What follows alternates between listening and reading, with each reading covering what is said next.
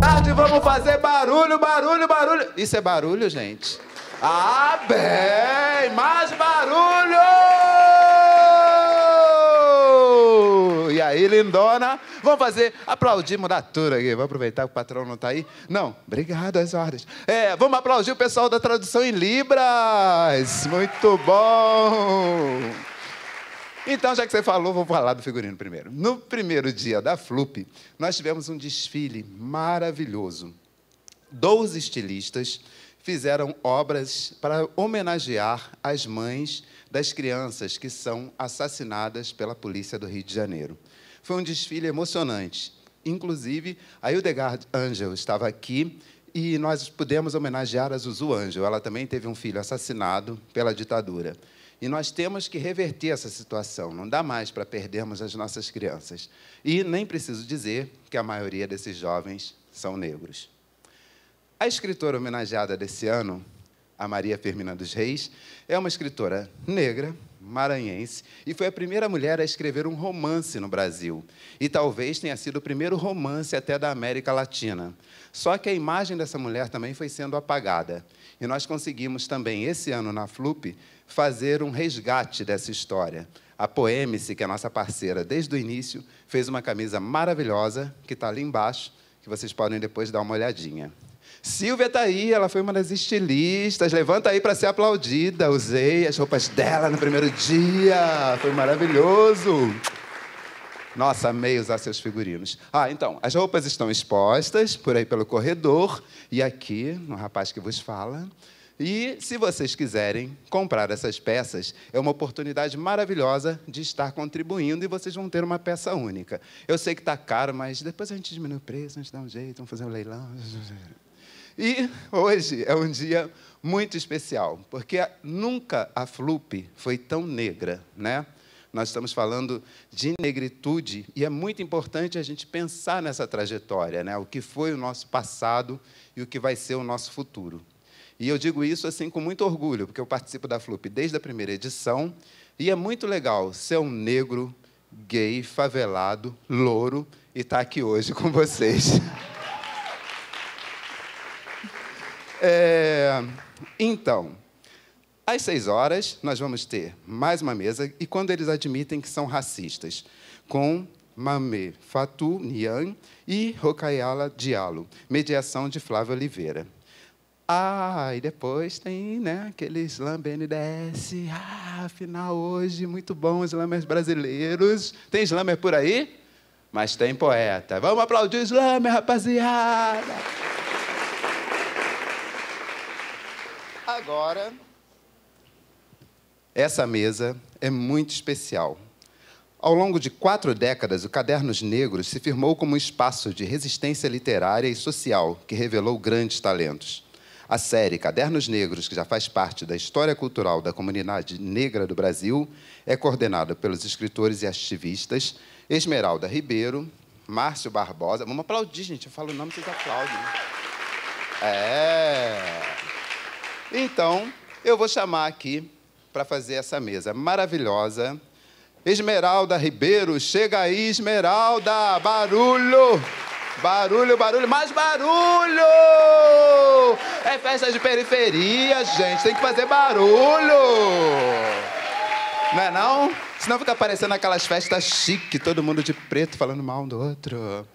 Chega aí, Márcio Barbosa, mais barulho! Mais, tem que ter barulho, barulho, barulho! Bem-vindo. Axé. E essa daqui é professora, escritora, pesquisadora da literatura negra brasileira. Vamos chamar Selma Maria. Linda, toda de branco, rainha maravilhosa. Bem-vinda. A gente estava ali dentro tricotando um negócio de figurino, eu amando dela, ela amando... A gente quase trocou de figurino para entrar em cena, né? E para mediar a mesa, o meu amigo querido, lindo, maravilhoso... Vamos fazer barulho para o John Conceição? Barulho! Chega aí, meu rei! Bem-vindo. Ô, homem bonito, meu Deus do céu, dá até calor. Vou embora. Querido. Gente, que alegria. Boa tarde. Então, eu recebi essa maravilhosa missão de estar aqui como aprendiz, né? Poder ouvir vocês. E eu acho que o fato de ser poeta e de ter tido a ligação com grandes nomes da literatura negra brasileira foi muito em função do trabalho que vocês construíram. E para mim é um privilégio e uma gratidão. Então já peço agô a vocês. E gostaria de ressaltar e que, através de Oliveira Silveira, que eu conheci os Cadernos Negros, e um poeta negro gaúcho que estávamos falando ontem sobre ele, e fui para casa pensando nisso e recebi esse maravilhoso presente hoje, né? Gostaria de começar, que vocês abrissem a fala de vocês se apresentando. Gostaria de começar com Esmeralda. Fica à vontade. Tá ligado? Ei.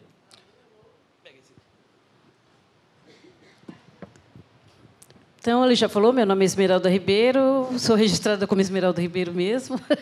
Porque a pessoa fala, você tem um Maria, alguma coisa no meio? Não. Sou formada em jornalismo, já faz muito tempo, né? Que agora dá até vergonha dessa profissão, né? Ultimamente, a gente está envergonhado dos meus coleguinhas. E, na verdade, assim, e há muito tempo já sou aposentada, né? Sou agora, sexagenária.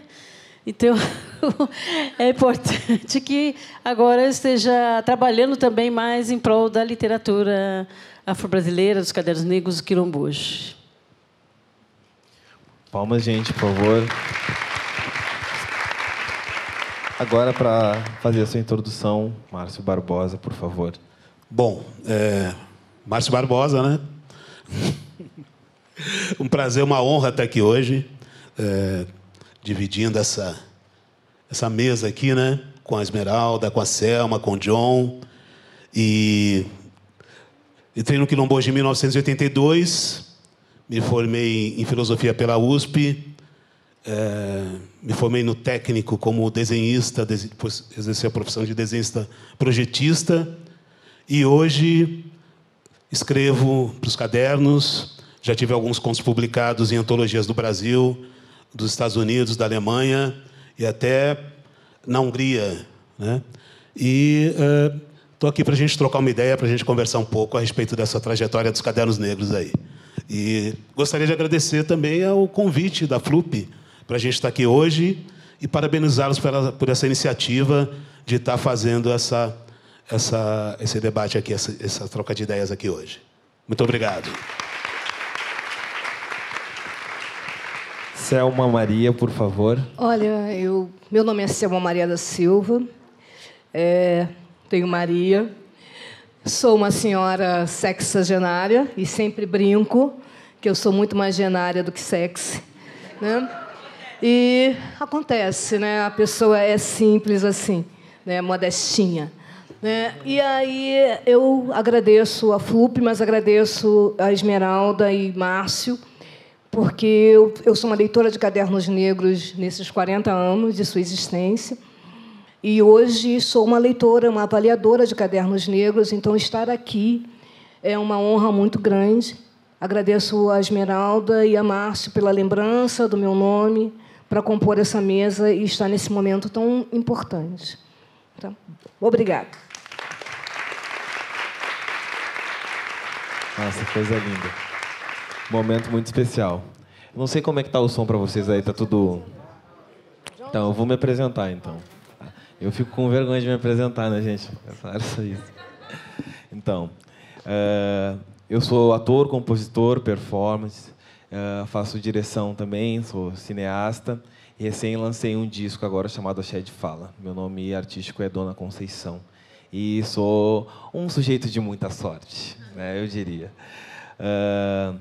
Eu gostaria de começar para que vocês fizessem falassem sobre o início dos Cadernos Negros e como surge essa potência que é os Cadernos Negros, né? E bom, vamos começar por aí, porque é a minha primeira pergunta, né? Eu posso fazer a apresentação? Pode. Então, eu vou pedir para o rapaz pôr o primeiro slide, mas eu vou cantar um ponto que a gente faz. A gente faz nas rodas de poemas, né? A gente também faz os nossos sarau Afromix. Poesia de negro é axé, poesia de negro é axé, axé babá eu digo axé agô, e entro nessa roda, incomodo o senhor. Olha o tombo, a poesia negra vem com a força do quilombo. Olha o tombo, a poesia negra vem com a força do quilombo. Obrigada.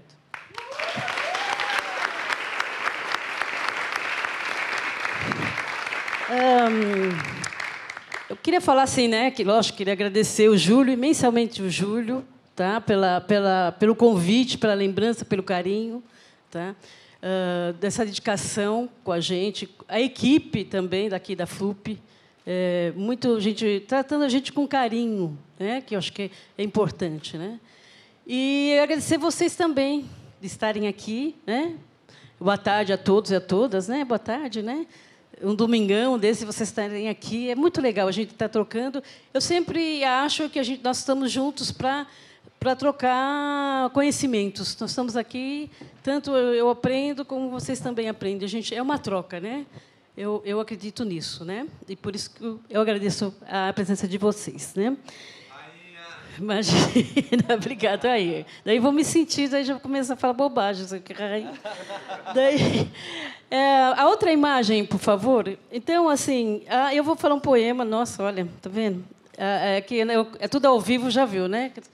Se fosse gravado, né? O cinema. Eu vou falar trecho só da minha poesia, que chama Ressurgir das Cinzas. Ele é muito grande. Ressurgir das Cinzas. Sou forte, sou guerreira, tenho nas veias sangue de ancestrais. Levo a vida num ritmo de poema-canção. Mesmo que haja versos assimétricos, mesmo que rabisquem, às vezes, a poesia do meu ser, mesmo assim, eu tenho este mantra em meu coração. Nunca me verás caída ao chão. Sou guerreira como Luísa Maim, sou inteligente como Lélia Gonzalez, sou entusiasta como Carolina Maria de Jesus. Sou contemporânea como Firmina dos Reis. Sou herança de tantas outras ancestrais. E, com isso, despertem ciúmes daqui e dali. Mesmo com seus falsos poderes, tentam me aniquilar. Mesmo que aos pés de algum coloquem espada da injustiça. Mesmo tendo esse mantra em meu coração. Mesmo assim, tenho este mantra em meu coração. Nunca me verás caída ao chão.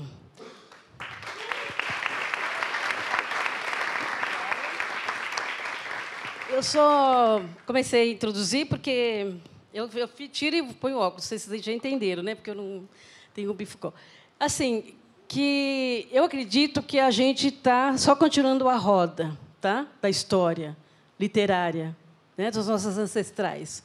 Muitos vieram antes de nós, Solano Trindade, Carolina de Jesus, Firmina, Alta de Souza, né? Tem no Rio Grande do Sul também, né? Tem uma super, que eu esqueci o nome da mulher porque a minha idade permite, né? E assim tem muitos escritores que vieram antes de nós. Então não posso dizer que a gente começou nada, a gente só está continuando a roda, né? A literária de um movimento. A gente só deu uma repaginada, a gente só deu um recorte racial nessa nossa escrita, né? Então, assim, para vocês verem que eu gosto de trabalhar com a imagem, porque não sei se todo mundo conhece. Às vezes as pessoas não conhecem Cadernos Negros, não sabem como começou. Então, eu acho que a imagem dá um pouco para falar, né? Então, o primeiro Cadernos começou em 78. Incrivelmente, que eu achei que eu falava isso sempre no passado. Eu falava assim, começou em 78, no regime militar. Eu não achei que eu ia voltar 40 anos atrás. Eu estou realmente pasma. Eu não estou acreditando ainda, não caiu a ficha para mim. Porque quando eu falava que foi Na época da ditadura, que foi criados os cadernos, para mim era uma coisa muito distante, era um passado do passado, que a gente ia seguir em frente, né? Mas eu, infelizmente, tenho que 41, a gente parece que está voltando da década de 78, porque lá a gente não podia falar sobre negro, falar sobre a nossa questão racial. Os encontros, os movimentos que a gente fazia no SECAM eram todos fechados, era um grupo de pessoas. E, assim, mataram muito militantes negros, né? Morriam muito militantes, perseguiam muita gente. E, infelizmente, parece que o tempo está voltando. Eu não quero cair, acho que minha ficha não caiu, espero que não caia tão já, que parece que eu estou voltando no tempo. O Cadernos Negros vai fazer 41 anos. Né? Então, é uma antologia que ela é número 1, número 2 e sim. Né? E esse ano vai completar 41 anos de existência, que a gente vai fazer um lançamento em dezembro, né, Márcio, em São Paulo. Então, o primeiro começou no SECAM, começou com 8 autores só. Eu não estava ainda lá, o Márcio, porque a ideia era... A gente tentava publicar os nossos textos e as editoras, as grandes editoras que a gente mandava os textos para avaliar, e o que elas faziam? Jogavam no lixo, não dava nenhum retorno para a gente. Se estava bom, se não estava bom, por que não publica, por que publica, enfim. A gente não recebia nenhum retorno sobre isso, porque é ruim, né, um autor, uma autora, não receber retorno. Enfim, você manda para uma editora, né? Se para um amigo avaliar, é uma outra coisa. Você manda para uma editora que você quer ser publicado, né? E, na época, a gente gostaria de ser publicado por grandes editoras, mas isso foi um sonho. E a gente achou que foi melhor ficar falando só, reclamando, parado, não ia acontecer nada. Então, 8 pessoas se reuniram, bancaram os Cadernos Negros, o dinheiro do próprio bolso, e vamos que vamos. E começou com poemas. Então, o Cadernos Negros é lançado anualmente, um ano são contos, o outro ano são poemas. Certo? E, assim, a gente está fazendo há 41 anos essa mesma toada. Certo? Ele teve modificações na sua estrutura, no seu andamento, né? Porque as coisas evoluem, né? A gente acha que no país as coisas evoluem, então a gente também tem que evoluir na questão de fazer os Cadernos Negros, né? Então eu pus só alguns aqui e, na verdade, a partir do 4 a gente teve uma discussão que o CUT, na época, quem organizou o primeiro Cadernos Negros foi o CUT, o Hugo Ferreira e o Jamu Minca, que é na SECAM. Esse SECAM era um espaço na Bela Vista, em São Paulo, como já falei, se discutia tudo, as coisas do movimento negro, política, né, e a questão cultural, e lá dentro do SECAM que foi criado os Cadernos Negros. Se foi pensado os Cadernos Negros, por que esse nome Cadernos Negros? Foi inspirado mesmo nos cadernos da Carolina Maria de Jesus. Pensar no nome, então ficou uma marca, que é Cadernos Negros, né? A gente até pôs depois afro-brasileiro, porque muitos falavam, mas Cadernos Negros, tem muita gente que... A gente fez uma pesquisa, né?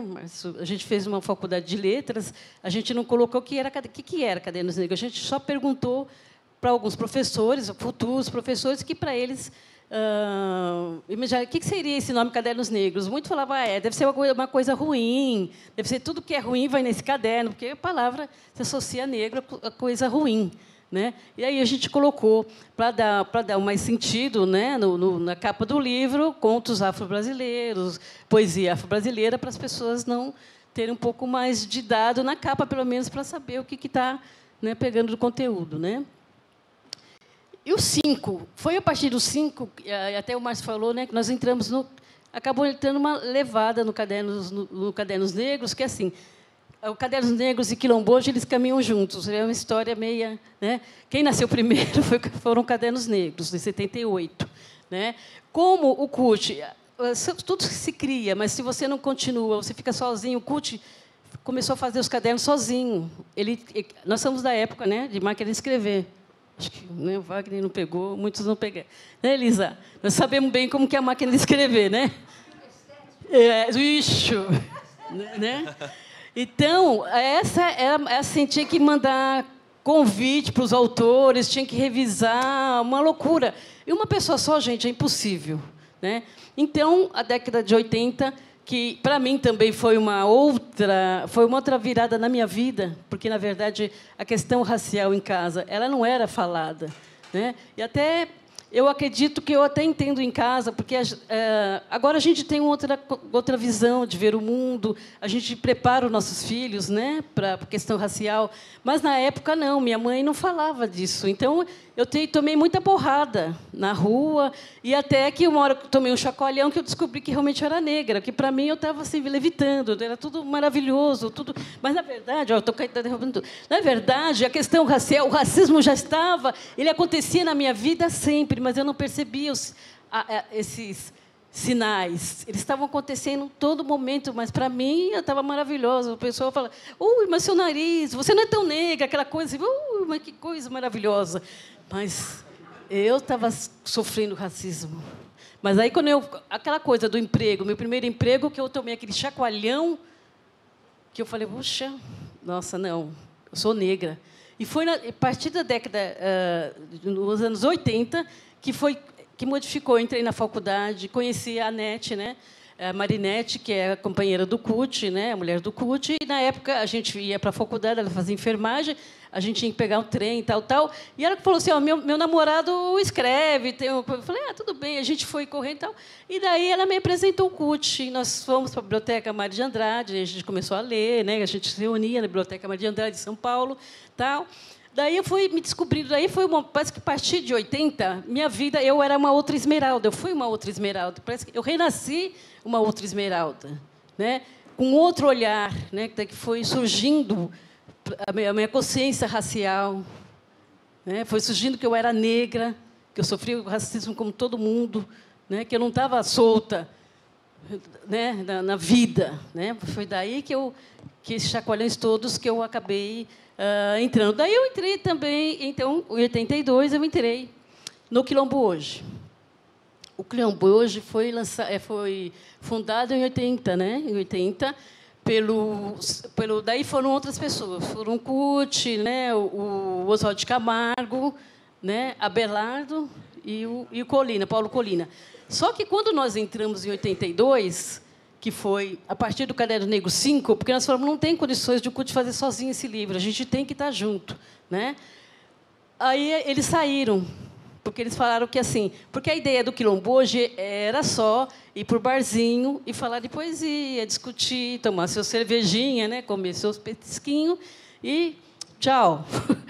Boa noite, cada um para sua casa. E a gente já veio com uma outra atuada, foi outra pegada. Eu e o Márcio, né? Miriam, o Bi, né? Todos os universitários, tudo com, sabe, vamos mudar o mundo, vamos transformar esse mundo. Então, é com a gente, está nas nossas mãos. E a gente entrou, porque a gente estava começando da questão da literatura. Eles já estavam há mais tempo, né? Escrevendo, discutindo a questão da literatura, mas eles não aceitaram. Então, até que eles colocaram o CUT na parede. O CUT, você fica com eles, que seriam nós, né? Os novatos, os universitários, ou eles continuariam. Daí o CUT: não, eu prefiro ficar com eles, porque eles vão me ajudar, né? A gente tinha outros jovens também, né? Ele apostou na gente. Então, teve um racha do Quilombo Hoje, eles saíram, eles falaram: então nós vamos sair do Quilombo Hoje. Mas, como era só a discussão mesmo que eles faziam, né? Eles saíram. E a gente continuou. Então, a gente deu outra pegada, porque, até então, até o Cadernos Negros 5, 4, os lançamentos eram lugares pequenos, né? Se tinham 50 pessoas, muita gente veio, não. Vamos levar a divulgação dos cadernos para os bailes, sabe?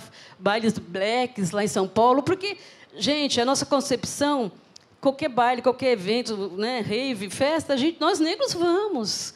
Por que não? A gente está lá divulgando o nosso trabalho. É assim a gente começou a formar os nossos leitores, porque a gente encontrou professores, encontramos pesquisadores, encontramos pessoas leitoras comuns dentro dos bailes blacks. Porque a gente quebrou um pouco esse preconceito de que, por que num baile, ou sei lá, em qualquer outro espaço, qualquer movimento negro, que não pudesse ter os profissionais, os educadores lá? Por que esse preconceito? Daí a gente começou a formar leitores a partir daí. A partir do Cadernos Negros 6, a gente já trouxe, né? A gente começou a fazer manualmente, viu, Elisa, que foi um trabalho, um livro, a gente teve um livro, uma mala direta, a gente nem sabia o que era isso, mas começamos a criar uma mala direta. A gente descobriu que a gente conseguiu 100 pessoas. Né? A gente fez essa mala, depois digitava, né, datilografava, porque digitar é muito chique, né? A gente foi do tempo da datilografia, a gente fazia uma folha de sulfite, a gente tirava o xerox e colava isso nos envelopes.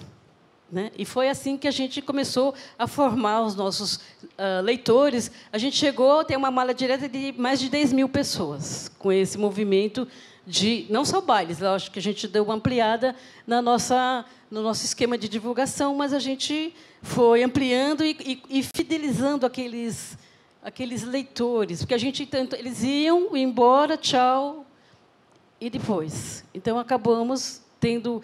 Sabia que correr agora já não está funcionando, né? Mas quando funcionava, a gente mandava carta às pessoas, a gente criou um vínculo com aquele leitor, né?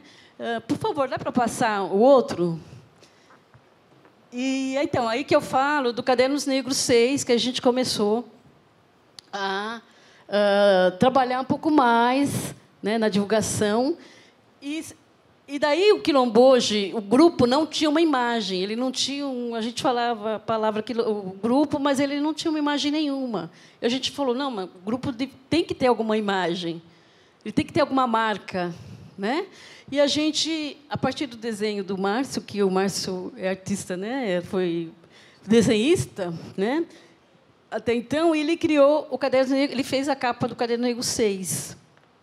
E a gente achou legal essa imagem para a gente usar para o grupo. Então, agora o Quilomboje adotou, né, essa capa, uma imagem, para que... Então, todas as nossas divulgações do Quilomboje, a gente usa essa imagem, que é a nossa marca. Né? E, se vocês puderem ver, não sei se você tem esse livro, Selma, se você virar a capa, você vai ver as bocas também do lado. Ela tem todo um mistério. Você virar a capa, ao contrário, você vai ver os rostos, os olhos, todinho. Ele é mas assim você não vê, mas você não percebe. Se você virar a capa, né, do Caderno Negro 6, tem outra... Eu não sei, só se o Márcio um dia pode contar o que pintou aí, o que encostou aí, né, para fazer. E, a partir disso, também, os 5 eu fiz naquele... Cadernos anteriores, comecei com um poema, né? A gente ainda aquela coisa iniciante, a gente se reunia na casa do CUT para falar poema, né? Nessa descoberta minhas emoções todas, né? Aquela coisa toda reprimida saiu, né? Eu chorei muito, né? Não sei nem porque eu chorei, mas enfim, eu chorei só porque eu li uma poesia, porque a coisa estava saindo, né? Aquela coisa que estava toda contida lá dentro, que eu não sabia o que era, né? E daí eu fiz um poema, e daí eu percebi que, a partir dos 5, a gente tem que ter responsabilidade de publicar o que você publica. Porque um dos poemas eu pus assim, eu preciso de um homem. Fazer um poema. E, na época da carta, eu recebi várias cartas, inclusive de um angolano. Um angolano queria, você não quer casar comigo? Eu falei, meu Deus do céu.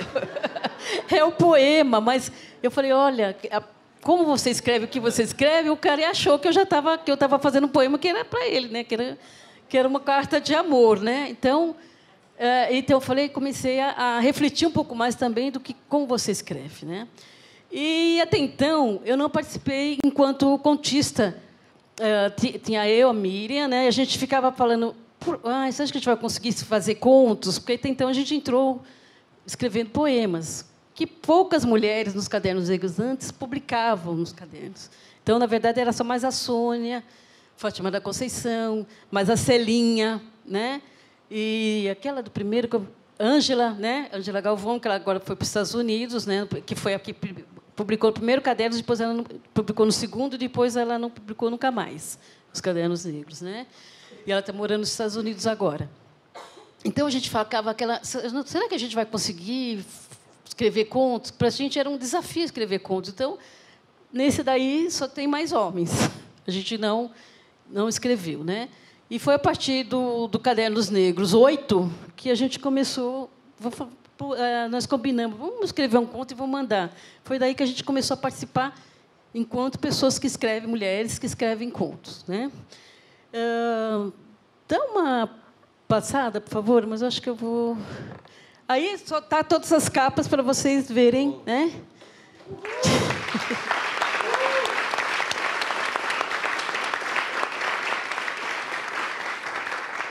Porque assim, a gente quis trabalhar muito assim com a coisa.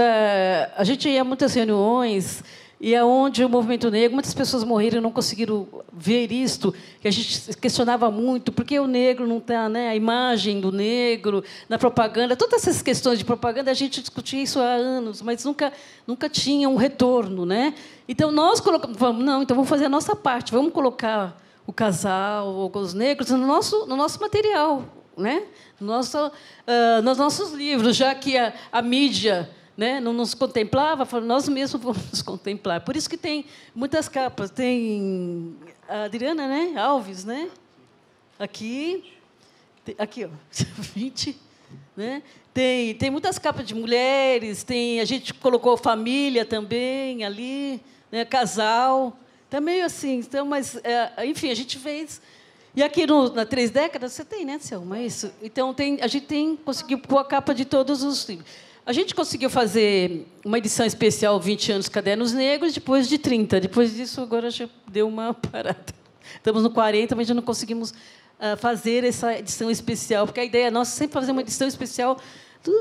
A gente fala melhores, mas não quer dizer que, né, nem todos, que o outro é ruim. Não é sentido de comparação, mas sentido de que, às vezes, o autor mesmo gosta daquele trabalho e a gente publica como o melhor, né?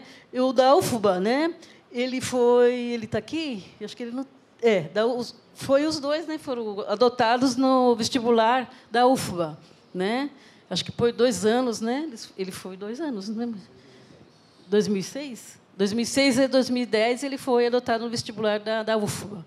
Uma conquista também da Florentina, né? Uma das professoras, que também batalhou, porque a gente acha, né, que assim, nós temos que ser militante em todas as áreas possíveis, né, que a gente possa estar. Não precisa estar necessariamente dentro de um grupo, mas eu acredito que você possa fazer, quando você está num espaço de poder, que você pode fazer alguma coisa para o outro, para a comunidade, você faz.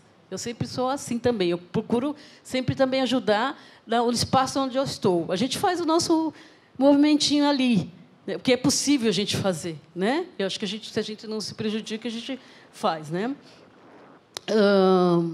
Eu estou me estendendo muito. Vê se o meu tempo aí, por favor. Né?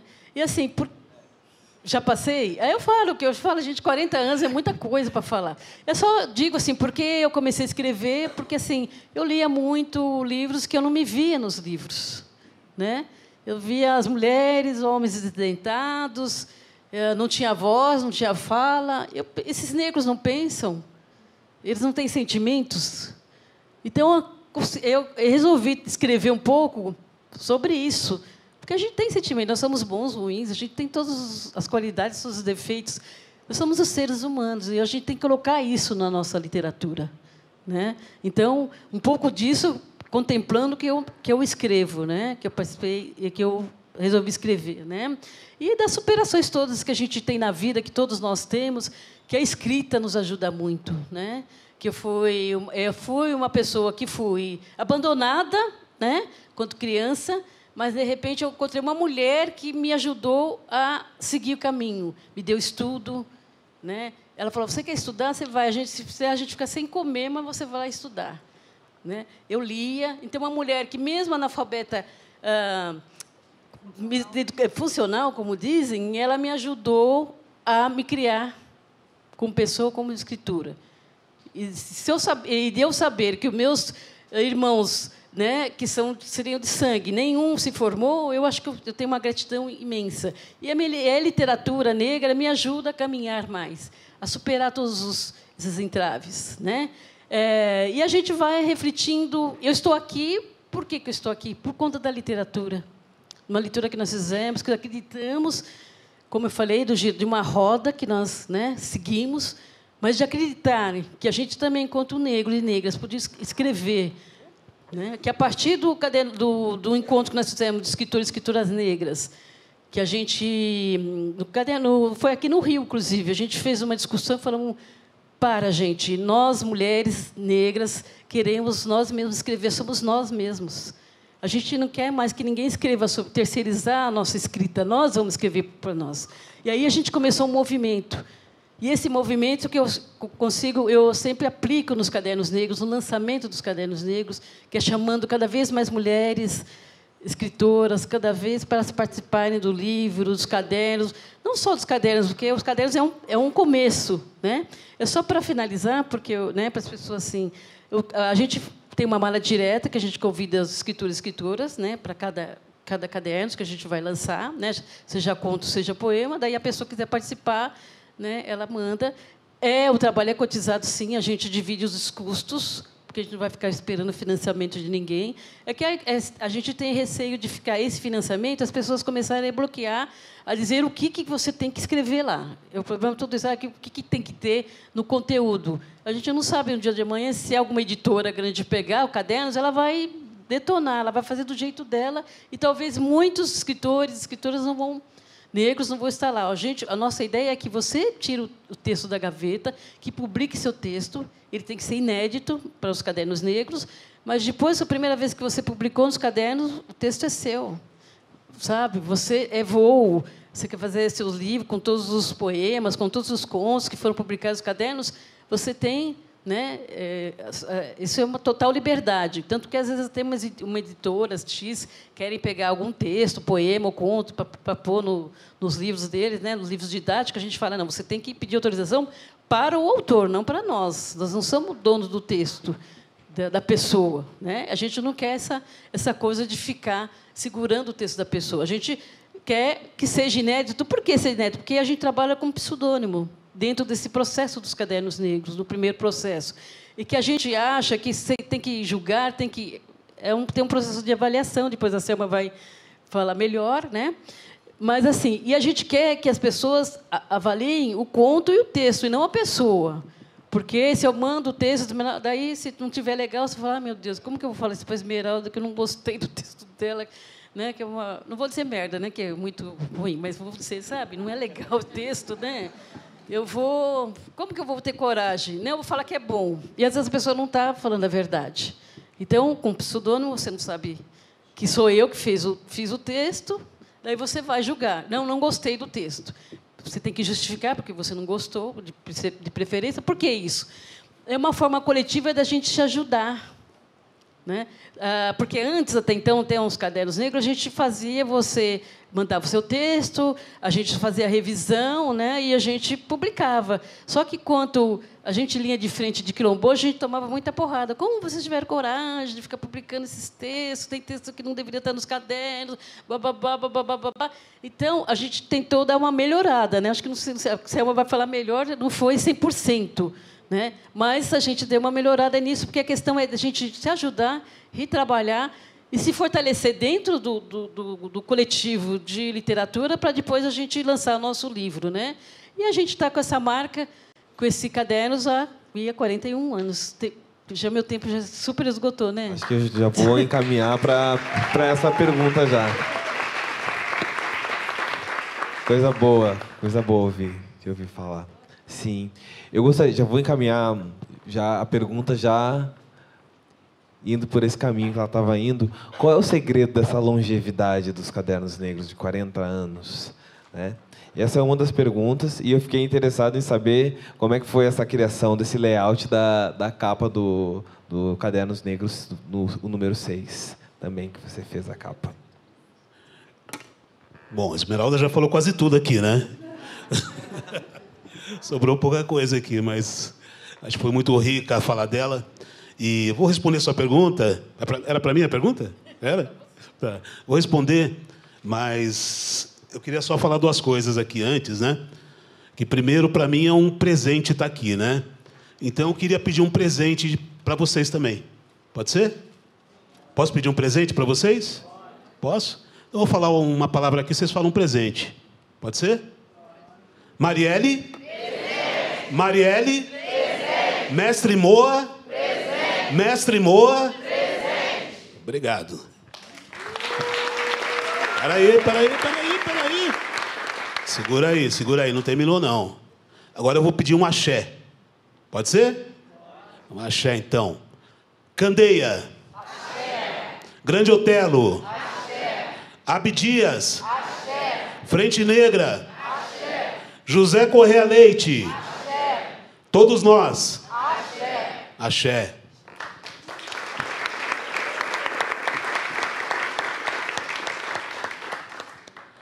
Bom, então, antes ainda, queria só falar uma coisa também, né?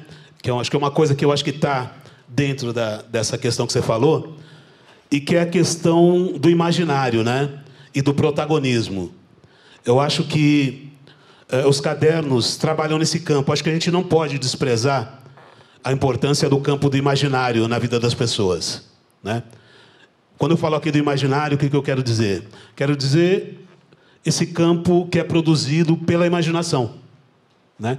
Que é o campo onde estão aí os livros, os bons livros, as peças de teatro, os filmes, as novelas, né?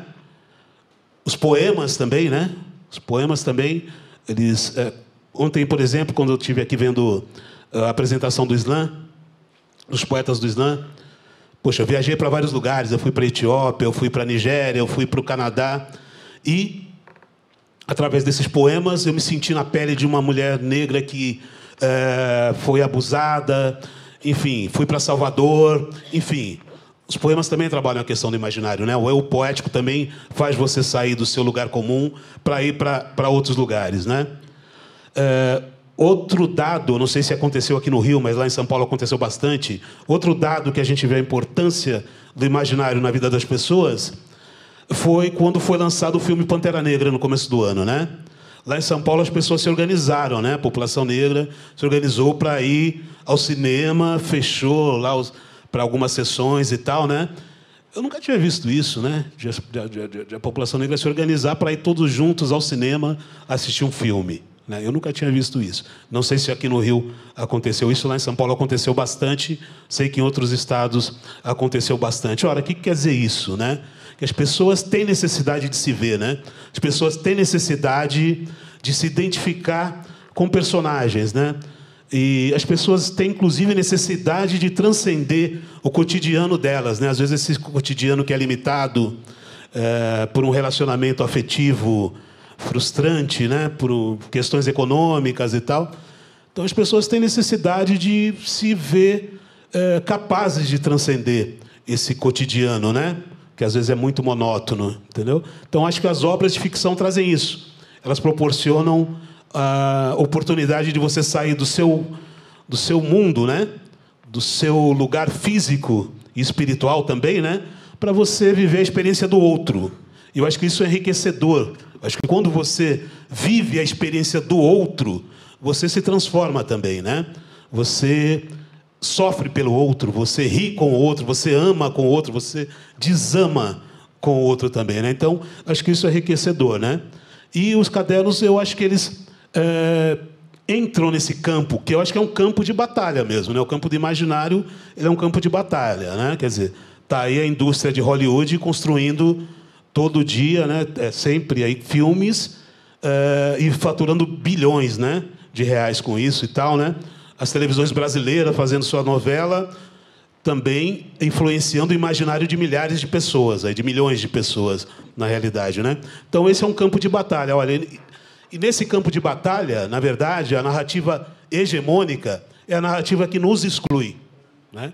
É a narrativa onde o negro aparece, geralmente, como coadjuvante, né? E não como protagonista.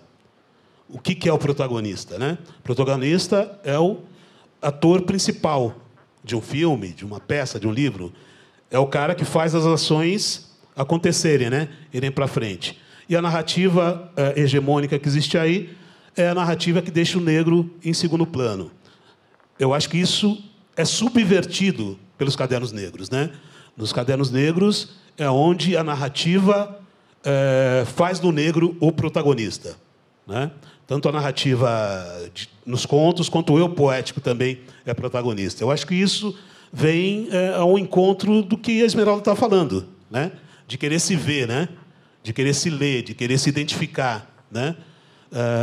Eu acho, inclusive, né, que assim, eu tenho uma certa ansiedade, eu experimento uma certa ansiedade quando eu vou ler um livro de um escritor não negro, porque eu fico pensando, será que esse livro vai ter um personagem negro com que eu vou me identificar? Como é que vai ser esse personagem? Será que ele vai ter uma ação positiva? Ou será que ele vai estar no campo da criminalidade, né? Como geralmente acontece e tal, né? Ou vai ter uma ação negativa. Tudo bem, né? Quer dizer, a gente tem que discutir a criminalidade também, né? Mas o personagem ele pode ter também uma ação positiva dentro desse campo, né? Ele não precisa ser só o malandro, o cara que, sabe, dá tiro, está segurando a arma, né? Acho que o Jefferson D fala isso, né? Ele queria fazer um filme onde o negro não estivesse segurando uma arma e tal, né? Então, acho que a gente tem uma riqueza muito grande de personagens, de tema, né? Por exemplo, acho que aqui todo mundo conhece alguém que trabalha a semana inteira, depois pega seu poema, vai lá para um sarau, lê seu poema, ou um casal que tem um negócio qualquer, empreendedor, né? Sei lá, vende um salgadinho lá no seu bairro, né? Ou a mulher que é professora e cria seus filhos sozinha. Quer dizer, a gente tem uma gama muito imensa de personagens, né? E, geralmente, isso, na literatura escrita por não negros, não aparece em profundidade. Então, acho que o Cadernos Negros traz isso. Essa experiência de protagonismo, né? Essa experiência de você trazer à tona personagens que não são mostrados na narrativa hegemônica e a possibilidade do leitor se identificar com eles, né? Então, em relação à questão da longevidade, né? O que eu penso é o seguinte: a gente não estava lá na criação dos cadernos, como a Esmeralda falou, entramos no 5, né? No Cadernos Negros 5. Eu, particularmente, tinha uma experiência de bailes, né? Eu era adolescente na época, e lá em São Paulo a gente começou a dar bailes de soul, que era, na verdade, uma reprodução, uma continuidade do movimento Black Hill, né? Então, lá em São Paulo, a gente começou a fazer o movimento Black São Paulo. A gente tocava soul e funk. Não o funk que hoje é chamado aí, o funk carioca, né? Mas o funk de James Brown, George Clinton e tal. E a gente começou a fazer bailes para 3 mil pessoas, né? Nos finais de semana. E nesses bailes a gente projetava uns filmes que falavam dos movimentos negros norte-americanos, né? Então, a gente, adolescente, a gente começou a se identificar mais esteticamente com aquilo, né? Não era tanto politicamente, mas mais esteticamente, né? Com aquelas imagens de negros incendiando cidades e tal, né? Então, a gente não tinha uma discussão política a respeito disso, né? Então, os cadernos, quando eu conheci os cadernos, eu vinha dessa experiência e tal, né? E os cadernos, acho que ajudaram, para mim, particularmente, a aprofundar um pouco mais essa discussão política a respeito do negro no Brasil. Como a Esmeralda falou, a gente não tinha informação naquela época, né? Não tinha Instagram, né? Não tinha Facebook, nem Twitter tinha, né? Então, a gente não tinha muita informação. A informação que você obtinha, você tinha que ir no centro da cidade, tinha o Viaduto do Chá, e lá, às sextas-feiras, a população negra se reunia lá, os jovens negros, principalmente, ficavam lá, enfim, trocando ideia, conversando, paquerando e tal, e é onde rolavam os jornaizinhos meio subversivos, né? O Jamul Minca fazia um jornal lá chamado Árvore das Palavras, rolava lá uma revista chamada Ebony, né, americana, rolava lá algumas informações sobre as revoluções africanas, né? De países aí como Angola, acho que Angola em 75 se tornou independente, e rolavam essas notícias lá, esses bate-papos, né? Então, foi ali que a gente obtinha algumas informações. E aí, a partir da entrada no Quilomboja, que eu particularmente comecei a ter uma discussão mais política, mais informações a respeito disso, né? A gente não podia, né, na época da ditadura, falar da questão racial, né? Que a gente não queria falar, não era permitido, né? Não podia se discutir a questão racial, né, no Brasil naquela época. Então, lá a gente recebia essas informações. Então, como eu vinha dessa experiência de baile também, o Obi também vinha, né, a gente procurou fazer esse trabalho de divulgação, de trazer mais pessoas, né, porque a gente acreditava naquele trabalho. Era um trabalho que ia despertando a consciência mesmo de outras pessoas, né? Era um trabalho com as quais as pessoas iam se identificando e tal, né? E a gente acreditou naquilo, né? A gente sentia que aquilo tinha uma força muito grande, né? Esmeralda vinha lá da experiência de estar na universidade, vinha com um outro pique também, né? Então, a gente começou, como a Esmeralda falou, aí, justamente a panfletear os bailes, as escolas de samba, as ruas de samba, por causa disso, porque a gente queria levar aquele trabalho para outras pessoas. E por que a gente queria levar aquele trabalho? Porque a gente sentia que ali aqueles contos, aqueles textos podiam despertar a consciência das pessoas, né? Então, acho que isso, para mim, o primeiro ponto assim da longevidade dos cadernos é isso, essa capacidade de ir ao encontro do que as pessoas queriam, né? Quer dizer, de mobilizar as pessoas, de fazer as pessoas se identificarem com os textos, né? O outro ponto que eu acho é a teimosia mesmo. É teimosia, não tem jeito. Porque você recebe não todo dia, né? Todo dia as pessoas, pô, posso fazer o lançamento aí nesse espaço? Não. Né? Pô, essa livraria vai ficar com os livros aqui para vender? Não. Né? Então, de não e não, essa editora vai editar meu texto? Não. Entendeu? A gente já ofereceu para várias editoras aí editar os textos, entendeu? Então a gente recebe não, os não é frequente. Mas aí a gente, sabe, vai fazendo desses nãos também um combustível para a gente ir adiante. Eu acho que o importante é que a gente possa fazer uma diferença positiva aí na vida das pessoas, né? Principalmente os mais jovens aí, né? Eu acho que os mais jovens, espero, né? Eu acredito nisso, que os mais jovens possam ter um mundo melhor aí, mais igualitário, mais justo, né? Onde eles possam viver. E eu acho que mais afetividade também, né? Acho que o Cadernos trabalha essa questão da afetividade e, num modo mais amplo, da humanidade mesmo, né? Do personagem negro, né? Quer dizer, os personagens são humanos, né? E mais recente, quer dizer, o Caderno sempre teve a questão da denúncia, né? A questão do combate ao racismo, né? A questão da resistência de estar durando há muito tempo. E, cada vez mais, eu acho que ele vem despertando o debate sobre a afetividade, né? Eu acho que, como a Esmeralda falou, o país que vem dessas eleições aí, né? Dessas últimas eleições, o país que vai nascer aí, que vai continuar a partir dessas eleições aí, se a gente não tiver mais afetividade, mais coletividade, desculpa a palavra, estamos ferrados, né? Acho que a gente tem que ter essa afetividade, né? E eu acho que é importante a gente ter mais coletividade, mais solidariedade entre a gente, né? Então, outra questão era sobre a capa, como é que foi a ideia da construção da capa? A capa, na verdade, foi aquele desenho, eu fiz uma ilustração para um poema da Miriam Alves, né? Foi um poema da Miriam Alves. E aí eu estava, na época, pesquisando sobre a representação gráfica, os desenhos de países africanos, né?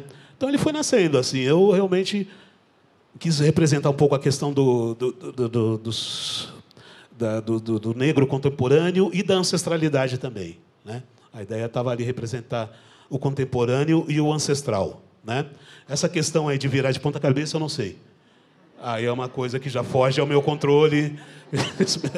Percebeu? Eu, honestamente, eu não percebi isso, né? Mas às vezes a gente faz algumas coisas, uma música, um poema, e você não percebe tudo que está ali, né? Então eu realmente não percebi isso, né? Uma outra coisa que eu queria falar é o seguinte: quando eu entrei em 82, né, você falou do Silveira e tudo. Então tinha um poema do Silveira que era muito falado, né, naquela época, e eu acabei decorando esse poema. E uma outra coisa, né, que eu acho que, aproveitando isso, né, que essa lembrança, né, que existia naquela época, eram as rodas de poemas, né? Eram as rodas de poemas, né? Que, na verdade, eu acho que as rodas de poemas, elas antecedem os saraus, né? Hoje os saraus são muito populares aí nas periferias, mas antes das rodas de poema, antes do sarau, já rolavam as rodas de poemas nos lançamentos de livros, né?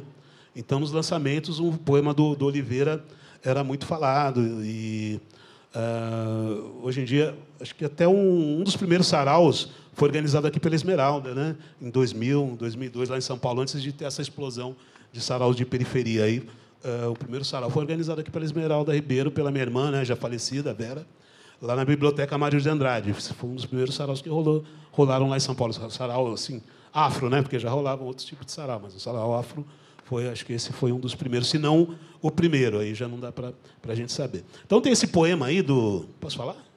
Poema? À vontade. Do Oliveira Silveira, que eu decorei, é um dos poucos poemas que eu decorei.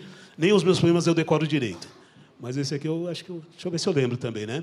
Eu gosto de falar esse poema nesse mês, porque Oliveira Silveira, não sei se vocês sabem, mas Oliveira Silveira e o grupo dele lá em Palmares, o Grupo Palmares lá em Porto Alegre, foi o poeta que concebeu a ideia do 20 de novembro, né? Então, acho legal a gente estar sempre lembrando, né, esses poetas aí que vieram antes da gente. Como a Esmeralda falou, a gente só dá continuidade aí para o processo, né? Mas teve essa rapaziada toda que veio antes da gente. O poema é assim: sou a palavra cacimba para a sede de todo mundo, e tenho assim minha alma, água limpa e céu no fundo. Já fui remo, fui enxada, pedra de construção, trilho de estrada de ferro, lavoura, semente e grão. Já fui a palavra canga, sou hoje a palavra basta, e vou refugando a manga num atropelo de aspa. Meu canto é faca de charque, voltada contra o feitor, dizendo que minha carne não é de nenhum senhor. Sou quicumbe, maçambique, no compasso do tambor. Sou um toque de batuque em casa GG Nagô. Sou o samba das escolas em todos os carnavais. Sou o samba das cidades e lá dos confins rurais. Sou a bombacha do santo, o churrasco de Ogum.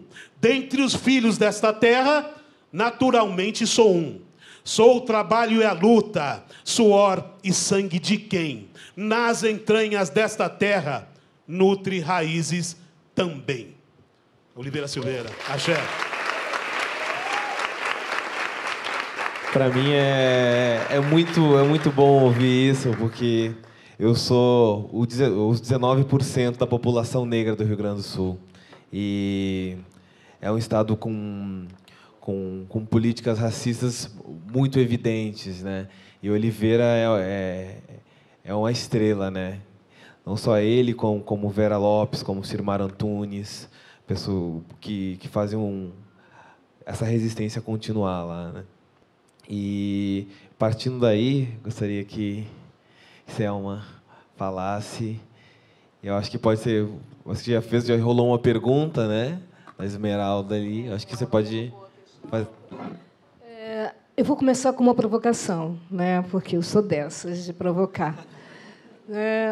E, assim, eu entendo a literatura e a escrita feita com o nosso corpo todo.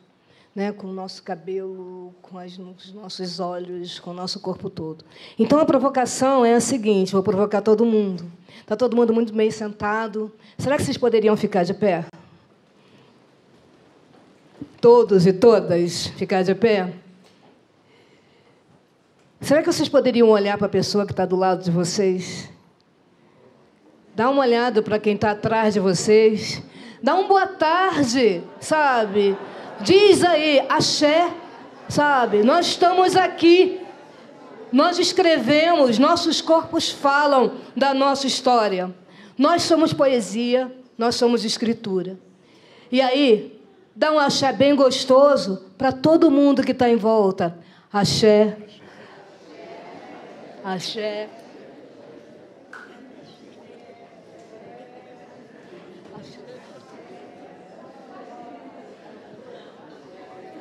Isso. Eu sou professora de literatura, sou leitora de cadernos negros, sou Selma Maria da Silva, filha de José Maria da Silva e Olga do Carmo Silva. Minha história se faz presente aqui na minha filha, Tainá da Silva Moura Carvalho. Meu sonho realizado, concreto.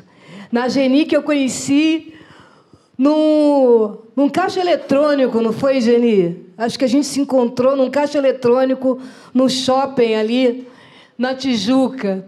E aí, tantas vezes ele falou de Geni para mim, eu não lembrava.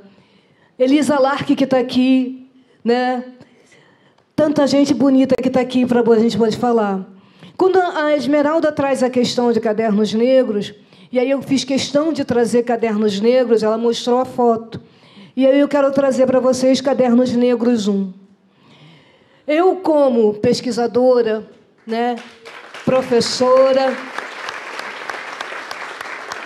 uma leitora crítica de Cadernos Negros, uma avaliadora de Cadernos Negros, eu digo hoje que Cadernos Negros 1 é um manifesto da literatura negra brasileira.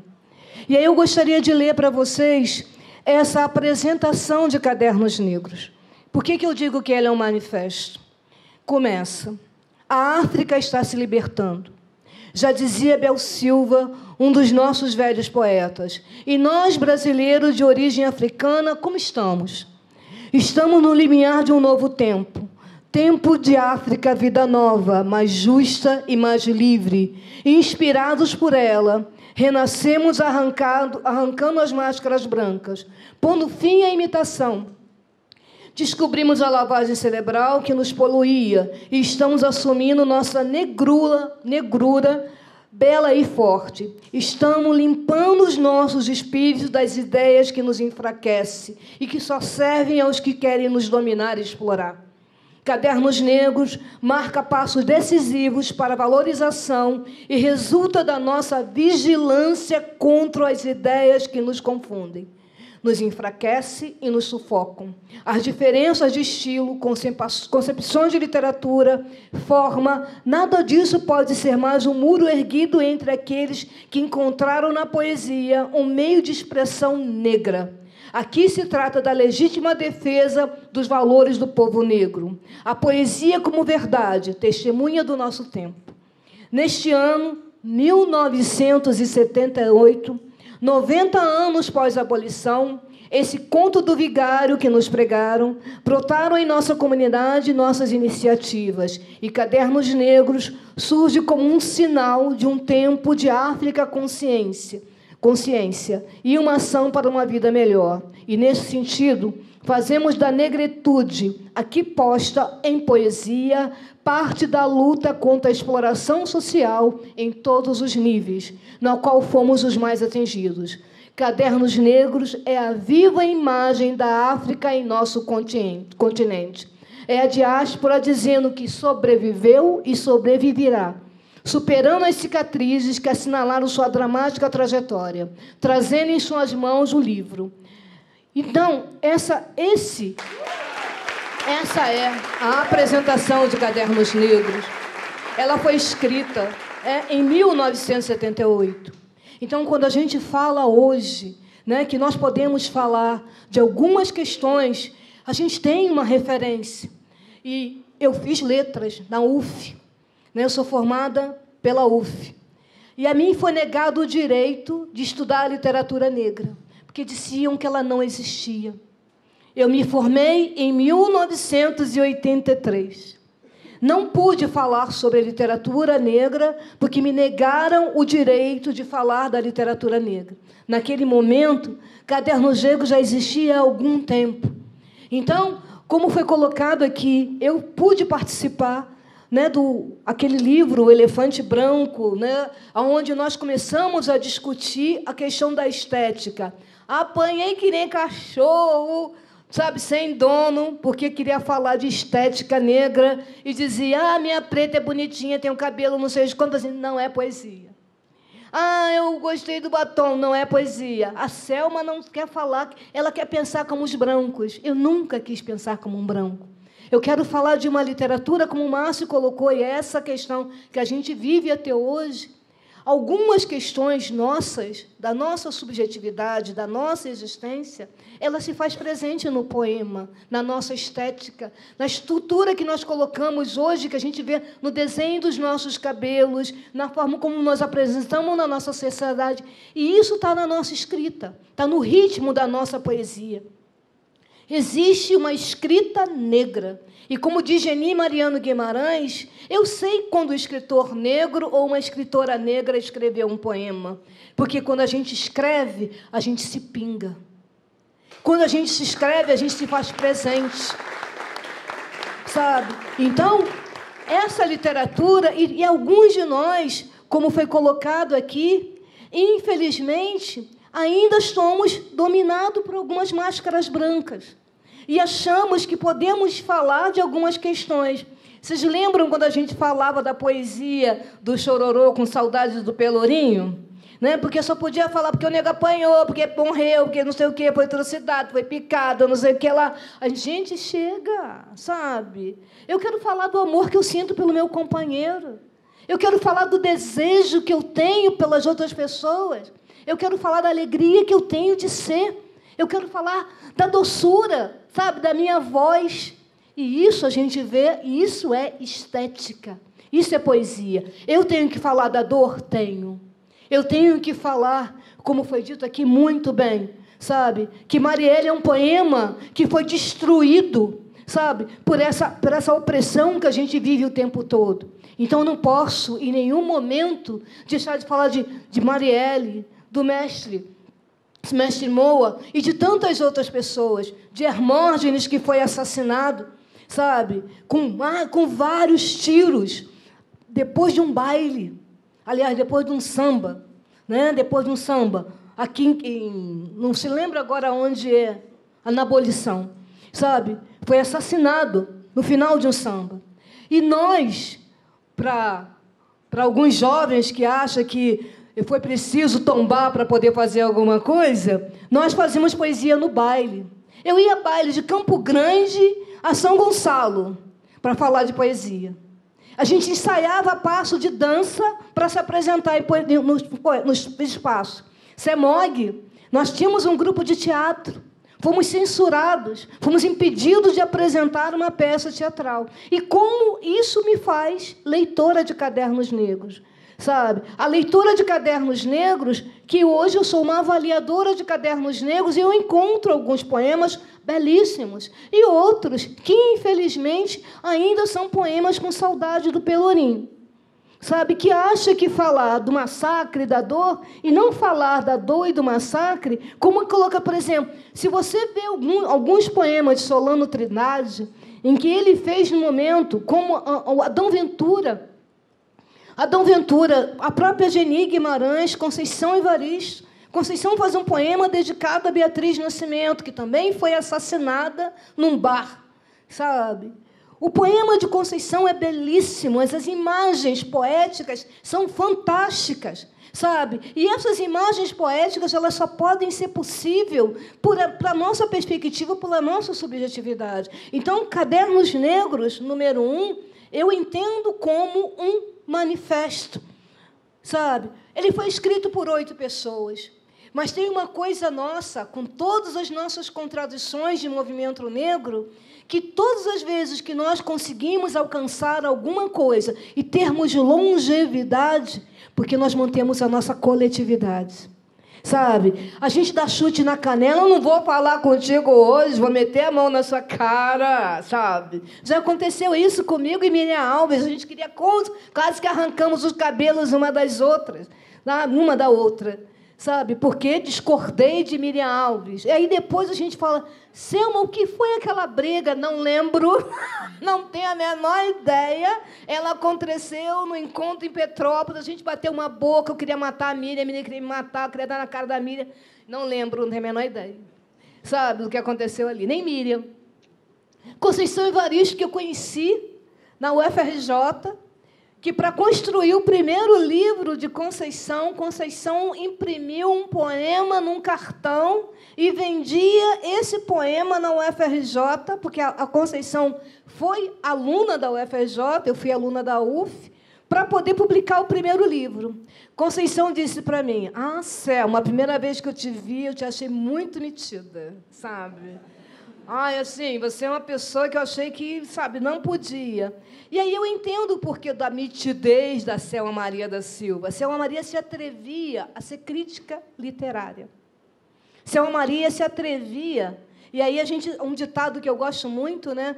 Quando você vê um negro, dê dinheiro, mas não dê ousadia. E aí o problema é esse, a pessoa é ousada, sabe, é abusada. E mesmo diante dos enfrentamentos que nós vivemos, Cadernos Negros, ele vem, ao longo desses 40 anos, trazendo uma questão que é maravilhosa. Por exemplo, Cadernos Negros, número 5, é prefaciado por Lélia Gonzalez. Nada mais que Lélia Gonzalez.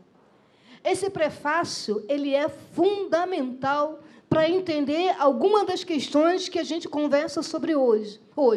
Feminismo negro, de uma escrita negra, de uma perspectiva de se pensar a poesia. Lélia fez a leitura de todos os poemas e faz um prefácio maravilhoso, sabe? Outro caderno que eu considero muito importante, e até estava conversando com o Márcio no camarim, porque antes, as edições de Cadernos Negros, antes de todos os poemas, tinha uma apresentação do autor. Cadernos Negros, número 4, ele é um caderno, né? É importante falar que os cadernos ímpares são de poesia e os cadernos pares de prosa, conto.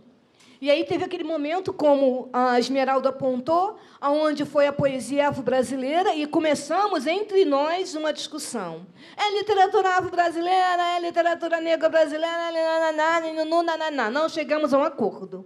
Então, Conceição defende, muitas das vezes, a literatura afro-brasileira, Selma Maria defende a literatura negra brasileira, sabe? E continuamos amigas maravilhosas e poderosas, sabe? E por que é isso?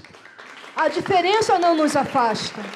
Passamos uma tarde em João Pessoa discutindo poesia, falando de literatura, conceituando literatura. Eu, Conceição, conversando, falando sobre isso. O que é literatura? E aí, Conceição, hoje, que é convidada para fazer N prefácio, aliás, eu convidei Conceição para professar meu livro também, e ela não aceitou, quer dizer, ela aceitou, mas ela não escreveu. Então, na verdade, ela não aceitou. Não, bom, dizendo isso. Então, falando sobre essa questão, chegamos a uma questão hoje, né? Eu estou lendo agora Cadernos Negros, os poemas que são os Cadernos Negros 41. Tem alguns poemas que são fantásticos. E aí você percebe que devem ser pessoas muito jovens, porque ela forma como escreve, como trata a palavra. Alguém, por exemplo, alguém que tem 63 anos, que eu também sou uma senhora sexagenária, eu sempre brinco que eu sou muito mais genária do que sexo, sabe? Então, eu percebo que alguns dos textos devem ser escritos por pessoas que devem estar entre 29 e 40 anos, porque é a forma como a palavra é tratada. Porque tem algumas questões que são trazidas, e aí Márcio trouxe a questão hoje da sexualidade, da questão da orientação sexual, que são questões que estão pulsantes e que são necessárias de falar. Tem um poema que eu li que eu achei maravilhoso e que deve ter sido escrito por uma pessoa ou trans ou de uma outra perspectiva, de uma outra orientação sexual, porque a forma como ela aborda determinadas questões. E isso é maravilhoso. E isso é um aprendizado fantástico. Sabe, quando eu vi a primeira vez que eu vi Sacolinha recitando o poema, eu falei assim, eu li esse poema antes dele ser publicado.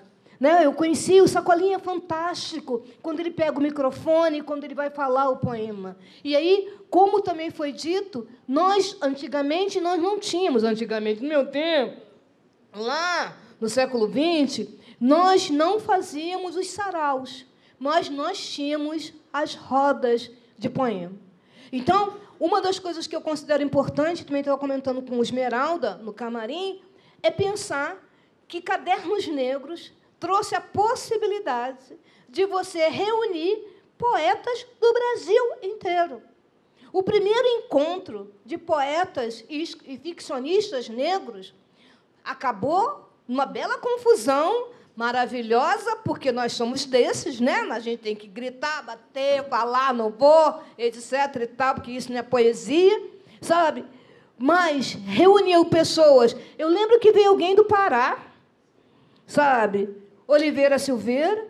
Nós conseguimos reunir várias pessoas. Nós tivemos o primeiro encontro de poetas ficcionistas negros, tivemos o segundo encontro e não conseguimos realizar o terceiro encontro. O terceiro, sim, parou no quarto.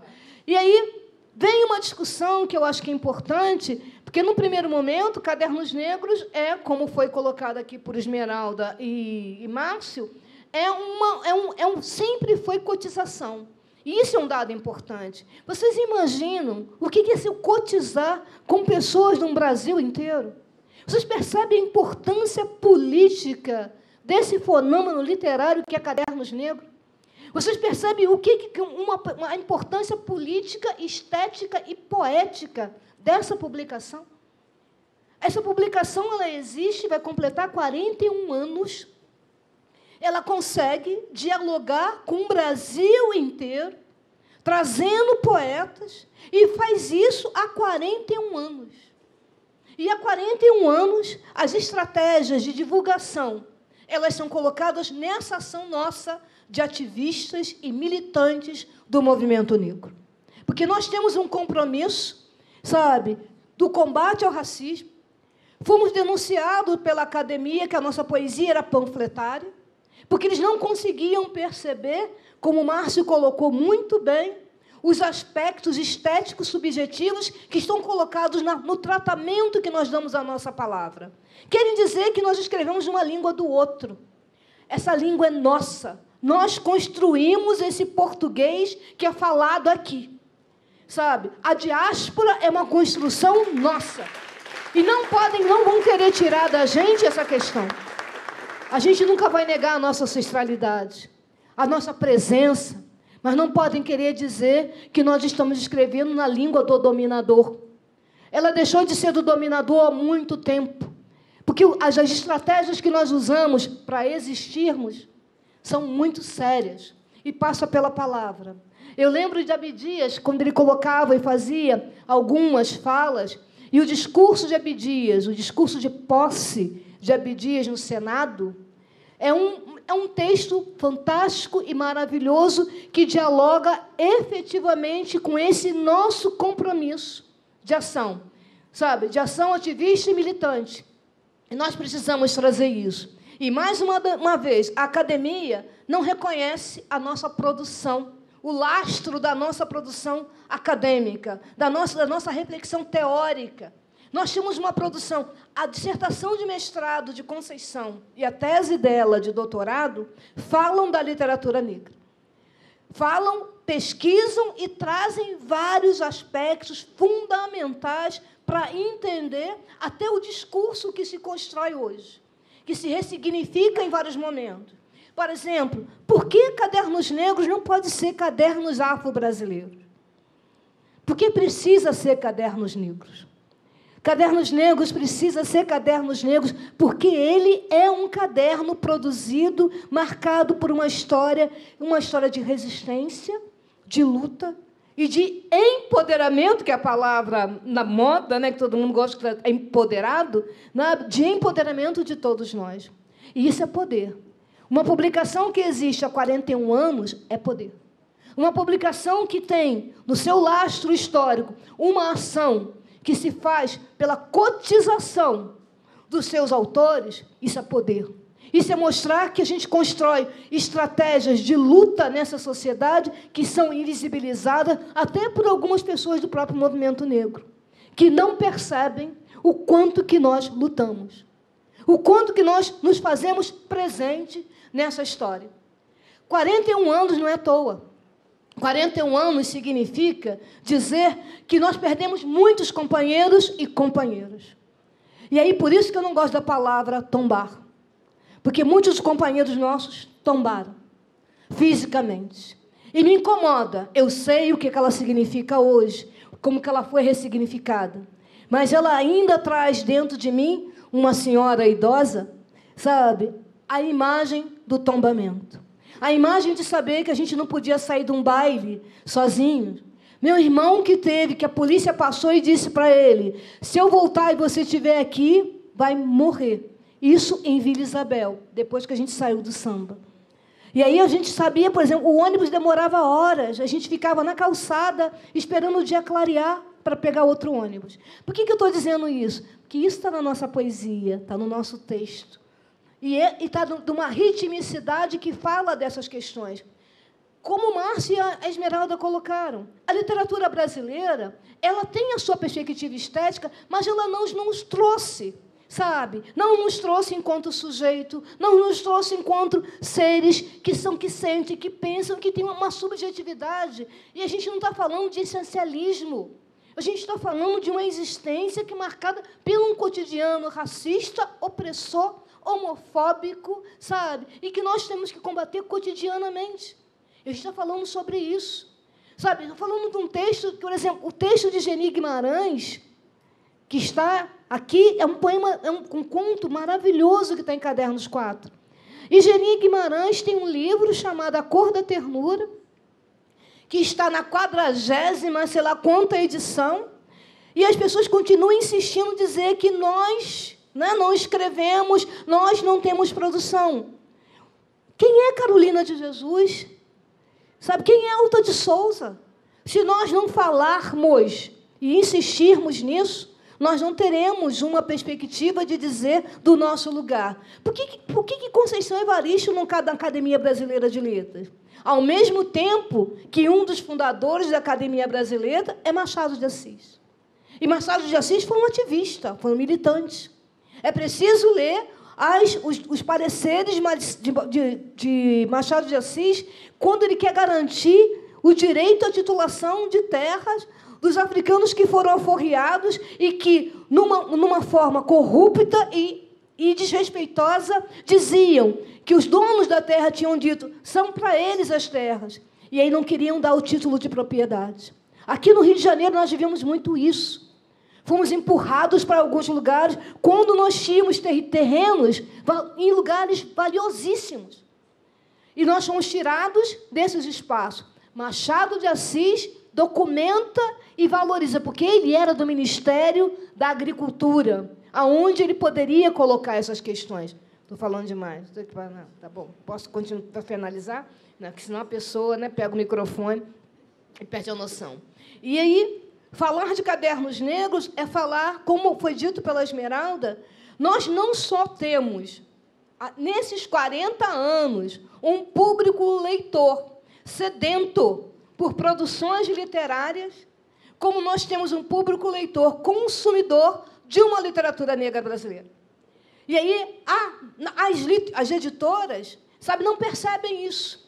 Sabe? Então, por exemplo, A Cor da Ternura, de Geni Mariano Guimarães, como Cadernos Negros 1, se vocês colocarem hoje, né, no Facebook, não, no Google, né, para comprar Cadernos Negros 1, tem gente querendo vender por R$3.000. Sabe?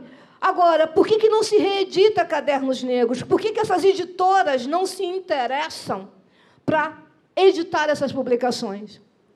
Porque, na verdade, elas vão dialogar com um sujeito que vai dialogar de igual para igual. Sabe? Não é simplesmente querer subalternizar um trabalho. Não. Você tem uma publicação com um lastro de 41 anos de existência. E aí você vai agora que essa publicação tem um público leitor, sabe? Que é consumidor dessa literatura, que não só no Brasil, sabe? Então, você tem pessoas que leem na América Latina como um todo. A gente tem contatos, a gente faz... Essa rede existe há muito tempo. E aí, só para finalizar, eu acho que seria importante lembrar que, em 78, no processo de libertação de alguns países, né, do continente africano, nós tínhamos uma relação muito próxima, sabe, em termos de publicação. Joana lembra que nós tivemos um momento aqui em que a gente teve uma publicação que foi feita pela Ática com escritores africanos e brasileiros, que foi o lançamento até no IPCN, o lançamento de um livro. Eu não lembro que ano foi, sabe, mas nós tivemos isso. Então, nós temos uma história que ela está sendo contada por nós com muita propriedade. E aí nós não vamos permitir que outros escrevam a nossa história e nos coloquem como objeto. E esse eu tenho certeza que aconteceu. A academia não me aceitou para fazer o mestrado e doutorado em literatura, porque ela sempre achou que eu ia me subordinar à perspectiva dela de tratar o poema e dizer que os nossos textos são panfletários, sabe? Que eles só falam de combate ao racismo e de discriminação. Os nossos textos não são panfletários. Os nossos textos traduzem uma perspectiva de escrita, que essa perspectiva de escrita, como Kuti colocou no texto dele, e ele defende a literatura negra brasileira. A literatura negra brasileira, porque ela traz as nossas perspectivas de ser nos diferentes contextos que nós vivemos, nas diferentes regiões que nós vivemos. E esse é um dos valores fantásticos de Cadernos Negros. Você tem Oliveira Silveira, você tem Jonas Conceição, você tem autores, né, do Norte, do Nordeste, do Sul, do Centro-Oeste, presente em Cadernos Negros, traduzindo as diferentes perspectivas de enfrentamento e de combate ao racismo em cada uma dessas regiões. E de uma perspectiva estética, sabe? Dentro de uma perspectiva que vai ficcionar e dialogar e trazer essa possibilidade. Então, vocês veem a importância de Cadernos Negros. Eu, hoje, né, eu sempre disse isso, que eu só publicaria depois que eu tivesse me formado, para ninguém bater em mim, porque agora vocês vão, talvez, no final do ano, vão ter acesso ao meu primeiro livro de poesia. Sabe, então, aí eu vou poder apanhar e falar assim, não tem qualidade estética nenhuma, escreve mal pra caraca, o cara fica falando da poesia dos outros, e aí, olha o poema dela, que coisinha horrorosa, sabe? E aí, mas agora eu vou pra vitrine, né, pra apanhar, porque eu estava ali só na crítica. Eu vou ler um poema que eu até mostrei, que foi até uma publicação que foi feita, que é um poema de Esmeralda. E eu gosto muito desse poema, e já trabalhei muito esse poema em sala de aula. Que, deixa eu ver se eu consigo. É um poema...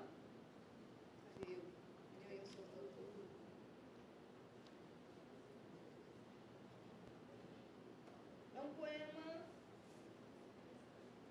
que eu falo... É um poema... Não sei se vou chamar de poema concreto, eu não sei, não interessa, não importa.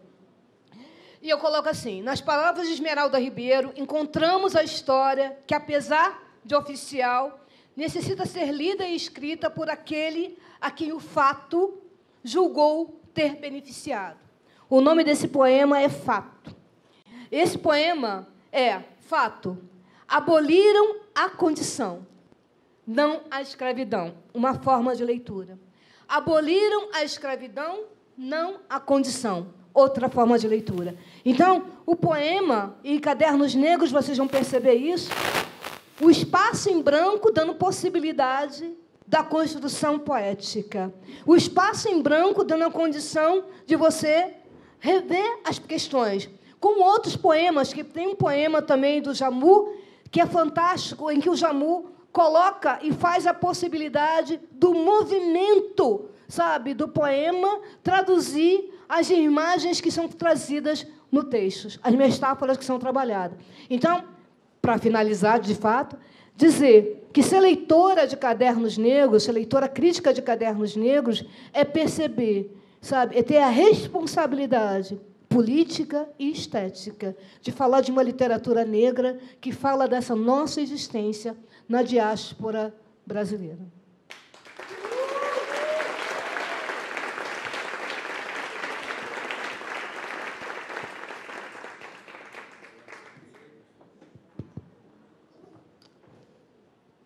Então, gente, eu adoraria que pudesse abrir para perguntas, mas a gente estourou o nosso tempo, infelizmente. E eu queria agradecer mais uma vez a presença de vocês aqui. É um privilégio, é uma honra poder estar aqui, ouvir esses relatos tão bonitos. E tem uma pergunta? Então tá. Uma, por favor. Será que a gente tem... A gente não consegue? Então, a gente estourou muito o horário, gente. Desculpa. A gente vai ficar para nossa resenha fora daqui. Você falou que eles negam a nossa fala porque eles negam a nossa literatura. É a negação da nossa fala. É isso que eu queria falar para você. Eu escrevo desde criança, de adolescente, está tudo guardado. Por quê? Eu observo que a minha fala ela é muito diferente de muitas pessoas, até de pessoas negras. Eu tenho uma escrita muito diferente.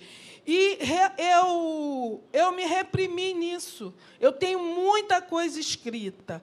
E a minha mãe, os meus netos falam assim, vó, a senhora está falando isso errado. A minha mãe, ela falava curuvina, é corvina que se fala. A minha mãe falava enxova, é anchova que se fala. Eu morei na Guiana Francesa e, chegando lá, eu já tinha feito o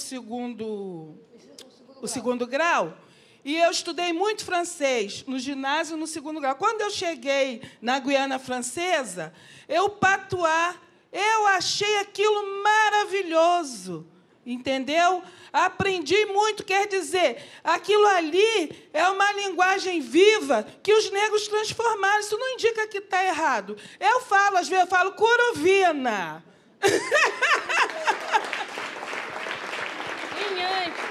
Gente, muito obrigado. Eu gostaria que vocês ficassem de pé e aplaudissem 41 anos de Cadernos Negros.